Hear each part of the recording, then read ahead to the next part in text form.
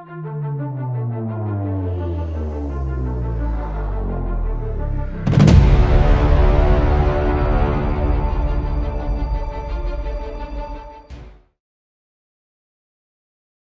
के 6 दिन गुजर गए थे।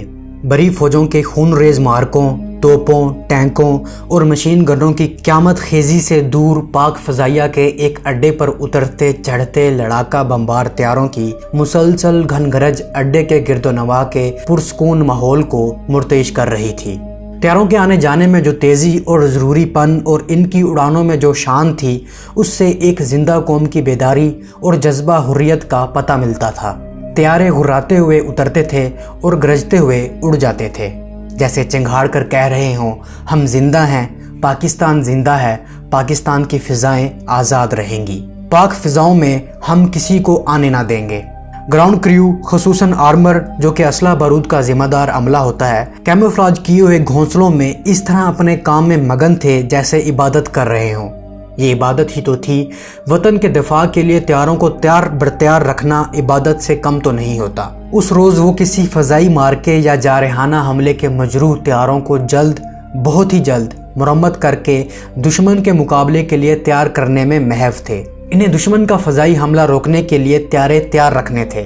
दुश्मन के हवाई और फ़ौजी ठिकानों, बड़ी फ़ौज के अगले पिछले मोर्चों और गन पोजीशनों पर झपटने के लिए भी तैयारों को ठीक ठाक रखना था। सूरज हर सुबह तुलू होता था और चमकता दहकता पाक फ़ज़ाइया के इस अड्डे के ऊपर से गुजरकर उफ़क़ में डूब जाता था। लेकिन पाक फ़ज़ाइया के शाहबाजों और ग्राउंड क्रू के लिए अब उभरता डूबता सूरज कोई हैसियत नहीं रखता था। उन्हें अब वक्त व ज़माने का कोई एहसास ना था। उन्हें भूख भी नहीं लगती थी, नींद भी नहीं आती थी। वतन की आबरू को ख़तरे में देखकर वो तैयारों के साथ तैयारों का मशीनी हिस्सा बन गए थे। दोपहर का वक्त था। ग्राउंड क्रू तैयारों की नोक पलक दुरुस्त कर रहे थे। बहुत से तैयारे जंगी परवाज़ों पर गए हुए थे। तैयारे उतर भी रहे थे और चढ़ भी रहे थे। ऑपरेशन रूम में लड़ाका बमबार विंग के officer commanding wing commander Mohammad Anwar Shamim हवाबाजों को दुश्मन के इलाके में एक हमले के लिए हदायत देने लगे थे। ये उस रोज़ का नहायत ही अहम और ख़तरनाक तरीन मिशन था। दुश्मन ने अमृतसर में एक बहुत बड़ा रेडार नस्ब कर रखा था, जिसकी हिफाजत के लिए दफाई इंतजामात बहुत ख़तरनाक थे। ये रेडार इस कदर ताकतवर था कि पाक फ़ज़ाइया के हमला आवर तैयारों को बहुत दूर से देख लेता था। इसे तबाह करना लाजिम हो चुका था, लेकिन इसे तबाह करना कोई ऐसा आसान नहीं था कि गए और बम गिराकर आ गए। ये रेडार बड़ी खूबी से ढका छुपा था। भारतीयों ने रेडार को जहां नस्ब कर रखा था, जंगी नुक्ता निगाह से वो अछूती और अनोखी जगह थी। ये अमृतसर की छावनी का गुंजान इबाद इलाका था। उन्होंने इस खतरे की भी परवाह नहीं की थी कि इस रेडार पर कई हवाई हमले होंगे और तैयारों से बरसते रॉकेटों, गोलियों और बमों की जद में गर्दोपेश की शहरी आबादी भी आएगी। भारतीयों का ख्याल था कि पाकिस्तानी हवाबाज तसव्वुर भी नहीं कर सकेंगे कि शहरी आबादी के विस्त में रेडार स्टेशन भी हो सकता है। भारतीय पागल थे। विंग कमांडर शमीम ने इस रेडार को तबाह करने के लिए अपने साथ 3 हवाबाज मुंतखब किए थे। इस अहम तरीन और ख़तरनाक मिशन की क़यादत शमीम खुद करना चाहते थे। जब इन्होंने तीनों हवाबाजों को आखिरी हदायत के लिए बुलाया तो 2 हवाबाज आए, मगर तीसरा ना पहुंचा। स्क्वाड्रन लीडर मुनीर अहमद पास ही खड़े थे। विंग कमांडर शमीम ने उनसे अपने मिशन के तीसरे हवाबाज के मुतालिक पूछा तो मुनीर ने मुस्कुरा कर कहा, मैं हूँ तीसरा हवाबाज। शमीम ने जहन पर जोर दिया और बोले, नहीं, तुम्हें तो मैंने इस हमले के लिए नहीं चुना था। जहाँ तक मुझे याद है वो फ्लाइंग ऑफिसर मसूद था। ठीक है सर, मुनीर ने कहा, लेकिन मसूद किसी और मिशन पर गया हुआ है, वो पहले ही फ़ज़ा में है। क्या मुनीर ने सच कहा था कि तीसरा हवाबाज फ़ज़ा में है? शमीम शायद इसका मकसद समझ गए थे। इन्होंने मतानत से कहा, आओ भाई, तुम ही हमारे साथ आ जाओ, तुम जीत गए। मुनीर का चेहरा खिल उठा। मुनीर ने यह हरकत पहली मर्तबा नहीं की थी। उसे दुनिया में 2 ही चीज़ों से मोहब्बत थी, परवाज़ और अपना कुंबा। जंग के दौरान वो ज़मीनी ड्यूटी यानी विंग ऑपरेशन ऑफिसर पर मामूर था, लेकिन वो ज़मीन पर टिक ना सकता था। सरकारी तौर पर वो परवाज़ के लिए नहीं जा सकता था क्योंकि उड़ना उसकी ड्यूटी में शामिल नहीं था। लेकिन वो 8 मरतबा किसी न किसी हवाबाज को अपनी ज़मीनी ड्यूटी पर बैठाकर दुश्मन के ठिकानों पर हमले के लिए उड़ गया था। उस रोज़ उसने देखा कि विंग कमांडर शमीम के मिशन का एक हवाबाज अभी नहीं पहुंचा तो मुनीर का दाव चल गया। ये तो मुमकिन ही नहीं हो सकता था कि मसूद गैर हाजिर होता। لیکن ونگ کمانڈر شمیم منیر کو مایوس نہیں کرنا چاہتے تھے۔ انہوں نے اسی کو اپنے مشن میں شامل کر لیا۔ شمیم نے تینوں ہوا بازوں کو امرتسر کے ریڈار سٹیشن پر حملے کے متعلق نقشوں اور خاکوں کی مدد سے تفصیلی ہدایات دی۔ انہیں نقشے پر بتایا کہ ٹارگٹ یعنی کہ ریڈار کس مقام پر ہو سکتا ہے، اس خطے کا آج کا موسم کیسا ہے اور دشمن نے اس ریڈار کی حفاظت کے لیے کیا کیا انتظامات کر رکھے ہیں۔ انہوں نے ہوا بازوں کو ٹارگٹ پر پہنچنے کا وقت بھی بتایا۔ سب نے اپنی گھڑیاں شمیم کی گھڑی سے ملا لیں، پیراشوٹ اور فضائی ٹوپیاں اٹھائیں اور تیز قدم اپنے طیاروں کی طرف چل پڑے۔ طیاروں کی کاکپٹوں میں بیٹھ کر انہوں نے کنٹرول، مختلف میٹر، بٹن، سوئچ اور آلات چیک کیے۔ یہ تو ان کی روزمرہ کا معمول تھا۔ ان کے ہاتھ اور آنکھیں مشن کی طرح ہر روز یہ کام کیا کرتی تھیں، لیکن اس روز کی پرواز غیر معمولی تھی، چنانچہ وہ طیارے کی ہر چیز کا معائنہ بھی غیر معمولی احتیاط سے کر رہے تھے۔ وہ دشمن کی آنکھ پھوڑنے جا رہے تھے۔ امرتسر کا ریڈار سٹیشن بہت بڑی آنکھ تھی جو بہت دور کی چیزوں کو دیکھ لیا کرتی تھی۔ ذرا ہی دیر بعد پاک فضائیہ کے 4 لڑاکا بمبار سیبر طیارے رن وے کے سرے پر جا رکے۔ ان کے انجن دھیمے دھیمے گنگنا رہے تھے۔ ان کی دلکش اور چمکتے خدوخال میں تباہی کا ہیبت ناک سامان پنہا تھا۔ یک لخت گنگناتے طیارے گرجنے لگے، ان کی سیٹی نما آوازیں ہولناک چیخیں بن گئیں اور 2 طیارے رن وے پر چل پڑے۔ ایک کا ہوا باز ونگ کمانڈر شمیم اور دوسرے کا اسکواڈن لیڈر منیر تھا۔ دونوں طیارے تیز ہوئے اور پھر اس قدر تیز کہ دیکھنے والوں کی نظریں تعاقب میں اڑنے لگی۔ دونوں شہباز زمین سے اٹھے اور ستمبر کے تپتے آسمان کو چیرنے لگے۔ ان کے پیچھے دوسرے 2 اور طیارے رن وے کے سرے پر آ کر چل پڑے اور وہ بھی فضا کو تیروں کی طرح چیرتے شمیم اور منیر سے جا ملے۔ وہ فلائٹ لیفٹیننٹ امتیاز احمد بھٹی اور فلائٹ لیفٹیننٹ سیسل چودھری تھے، وہی چودھری ہلواڑا کا ہیرو۔ چاروں طیارے فضا میں اکٹھے ہو گئے اور انہوں نے امرتسر کا رخ کر لیا۔ 10 ہی منٹ بعد وہ دشمن کی سرحد پھلانگ گئے اور وہ زیادہ بلندی پر نہیں تھے۔ حملے کے لیے ٹارگٹ تک بہت کم بلندی پر پرواز کی جاتی ہے۔ شہبازوں نے نیچے دیکھا، ہر سو 2 ملکوں کی فوجوں کی خون ریز جنگ عروج پر تھی۔ BRB سے اس طرف تمام کا تمام علاقہ بھارتی فوجوں سے اٹا پڑا تھا۔ میدان جنگ کی میل ہا میل وسعت دھواں اور گرد و غبار اگل رہی تھی۔ بھارتی ہوس ملک گیری سے پاگل ہوئے جا رہے تھے اور پاکستانی اپنے وطن کی سلامتی کی خاطر جان پر کھیل رہے تھے۔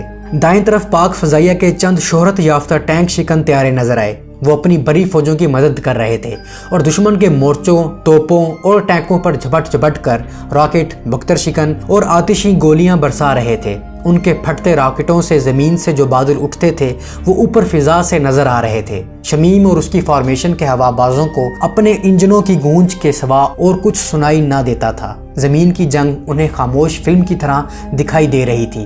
حق و باطل کے اس معرکے کو دیکھ کر ان کی رگوں میں خون کھولنے لگا اور امرتسر کے ریڈار کی تباہی کا عزم ان کے لیے جزو ایمان بن گیا۔ ان کی نظریں میدان جنگ سے ہٹ کر دشمن کے آسمان میں دشمن کے طیاروں کو ڈھونڈنے لگیں۔ وہ کاکپٹوں میں موجود چوکس بیٹھے زمین کے ساتھ ساتھ اڑے جا رہے تھے۔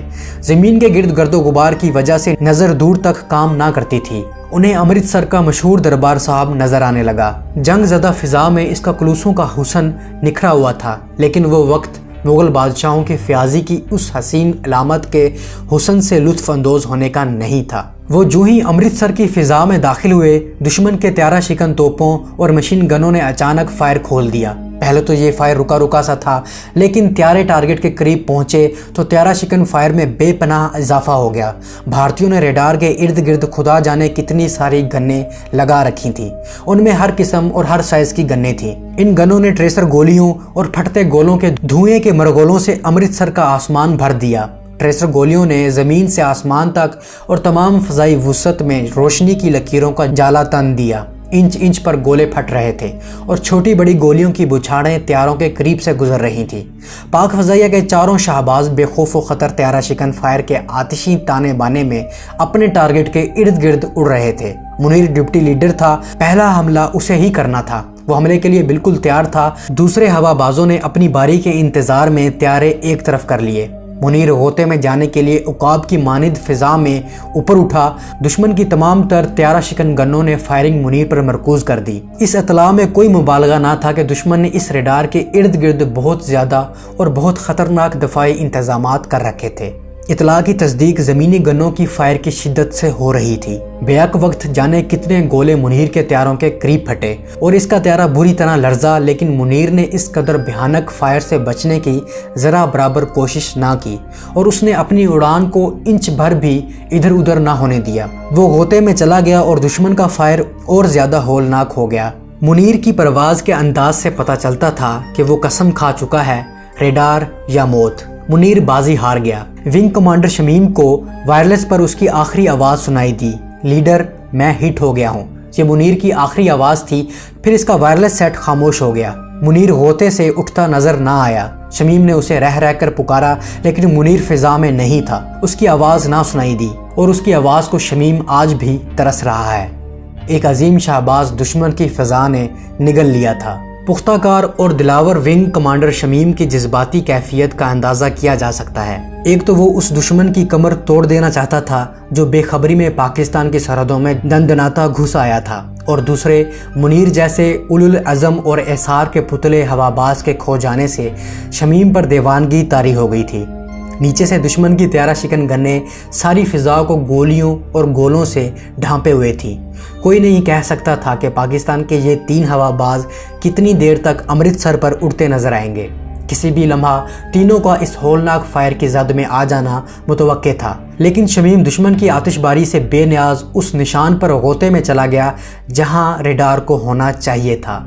उसने दुश्मन की गनों की जद में आकर भी निशाना चूकने ना दिया और कमाल यकसोई से एम को ठिकाने पर लाकर बेयक वक्त तमाम रॉकेटों की बौछार फायर कर दी। दूसरे ही लम्हे उसके छोड़े हुए तमाम के तमाम रॉकेट निशाने पर जा फटे और भारत के एक बहुत बड़े रेडार के चमकते परखचे हवा में उड़ते नजर आए। फटते रॉकेटों के शोले और धुएं की घटा के साथ लोहे और शीशे के टुकड़े अमृतसर छावनी की फिजा में सितारों की तरह चमके और दूर दूर बिखर गए। जहां रेडार हुआ करता था वहां अब विंग कमांडर शमीम के रॉकेटों का धुआं और बारूद की बदबू फैली हुई थी। शमीम इस कदर कामयाब झपटे से उठाया, त्यारा शिकन फायर ने इसके त्यारे का ताकुब किया, लेकिन शमीम तोपचियों को चकमा दे गया। बात अभी ख़त्म नहीं हुई थी। रेडार तो तबाह हो चुका था, लेकिन इसकी मुतलका रगें और नसें, मशीनरी वगैरह अभी बाकी थी और वो तोपें और मशीन गन्नें अभी धाड़ रही थीं जिन्होंने पाक फ़ज़ाइया से मुनीर को छीन लिया था। शमीम के बाद फॉर्मेशन के दूसरे 2 हवाबाज भट्टी और चौधरी हमले के लिए आए थे। उनके सीनों में मुनीर का जो खून जम गया था वो खोल उठा। दुश्मन की गनों ने मुंह उनकी तरफ फेर दिए। फायर पहले से ज़्यादा तेज़ हो गया, लेकिन चौधरी और भट्टी ने अपने लीडर और मुनीर की रवायात को बरकरार रखते हुए बेखौफ होकर झपट्टे मारे। उन्होंने मशीन गनों की बौछार मारी और दुश्मन की त्यारा शिकन गनों को चुन चुन कर हमेशा के लिए खामोश कर दिया। फिर तीनों ने झपट्टे पर झपट्टा मारकर रेडार के गिरदो नवा में उसकी मशीनरी और जो कुछ उसके मुतल्लिका सिलसिला बाकी था तबाह बर्बाद कर दिया। विंग कमांडर शमीम की फॉर्मेशन दुश्मन की आंख फोड़कर वापस आ गई, लेकिन मुनीर के बगैर। यहाँ ये बात दिलचस्पी से खाली ना होगी कि इंडियन एयरफोर्स ने पाकिस्तान में मुसाफिर गाड़ियों, हस्पतालों, कस्बों और देहात की आबादी पर बमबारी करके पाकिस्तान पर इल्ज़ाम लगाया था कि पाक फ़ज़ाइया के हवाबाज भारत के शहरियों पर बमबारी करके गए हैं। इस इल्ज़ाम के जवाब में पाक फ़ज़ाइया के तर्जुमान ने भारत को चैलेंज किया था कि हमारे हवाबाजों ने अमृतसर के गुंजान आबाद इलाके में एक रेडार स्टेशन तबाह किया है। हमें अमृतसर का कोई एक शहरी दिखा दिया जाए जो हमारे रॉकेट या गन फायर से ज़ख्मी भी हुआ हो। लेकिन भारतीयों ने कोई जवाब नहीं दिया था।